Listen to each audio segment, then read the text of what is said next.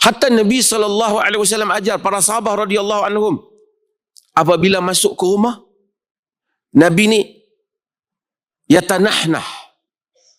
Nabi ni apabila dia masuk ke dalam rumah, dia akan berdahim, akan dia buat sesuatu benda, kuatkan suara, supaya orang dalam rumah itu tahu baginda ada.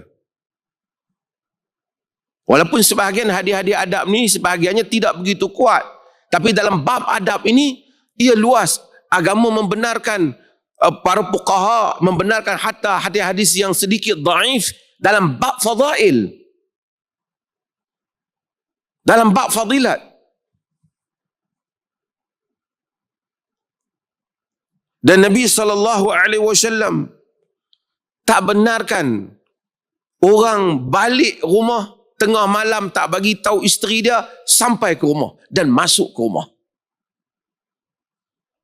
Nabi larang. Sebab apa? Nabi tak mau hatta isteri kita merasakan bahawasanya kita curiga dengan dia. Di dalam hadis Nabi SAW kata, tak mau an ya'tiyahum lailan min safarin au ghairihi, balik mari belah malam daripada musafir atau selainnya, ala ghaflah ka'annahu yatakhawwanuhum, seakan-akan mereka dia cari depa ni jujur ke tak jujur ke aku. Nabi tak mau. Kata dia balik jujur, tapi artinya dia akan meninggalkan kesan hang syak dengan aku.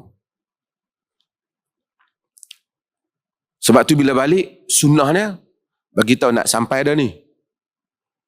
Dah masuk rumah. Sahabat tanya Nabi, apabila Nabi cakap suruh minta istizan,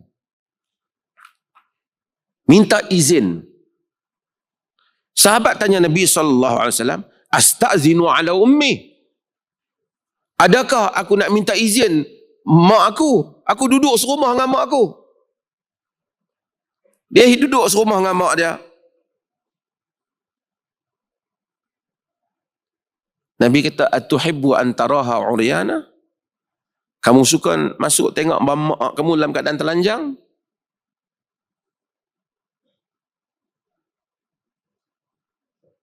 Bagi tahu, kamu masuk, kamu sampai. Tuan-tuan, agama mengajar kehalusan ini. Kehalusan budi. Masuk. Apabila manusia ni masuk ke rumah, bagi tahu kita ada, supaya anak kita tak terkejut, isteri kita tidak terkejut. Walaupun dia halal tubuhnya kepada kita, tapi mungkin ada keadaan dia tak suka kita lihat dia dalam keadaan demikian. Dia tak mau kita tengok dalam keadaan demikian. Maka Nabi SAW suruh kita minta izin.